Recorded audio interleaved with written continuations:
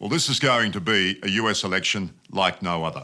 Donald Trump, of course, is back, this time against Kamala Harris, after Joe Biden made that extraordinarily late decision to not pursue the Democratic nomination, which upended the 2024 presidential race. Vice President Harris is 60 years old. Her Republican opponent, Trump, is 78. But unlike in Australia, voting is not compulsory in the United States. In the last presidential election in 2020, around 66% of the voting eligible population turned out to vote. And that was the highest rate in that country for any national election since 1900.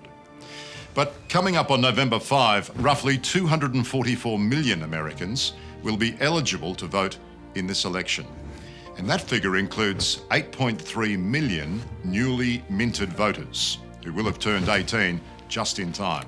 They represent that elusive cohort, the Gen Zs of voting age. But the question is, will they even turn up to vote? And then there's the voting system itself, which can be pretty tricky to understand.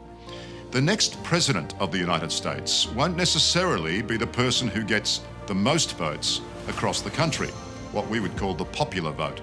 Instead, they need to win the majority of the so-called Electoral College votes. Now, essentially, each of the 50 states across America has a number of these votes up for grabs. And as you can see on our map, some carry a lot more weight than others. To win the election, the candidate must win at least 270 of the 538 Electoral College votes. And because of this unique system, it means it is possible to win the most votes nationally, like Hillary Clinton did in 2016, but still not become president. In that election, of course, Donald Trump did instead. Most states lean heavily toward one party or the other, defined as red states, Republican, or blue states, Democrat.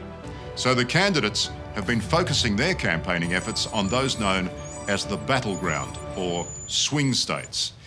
In this presidential election, they have been Arizona, Georgia, Michigan, Nevada, Pennsylvania, Wisconsin, and North Carolina.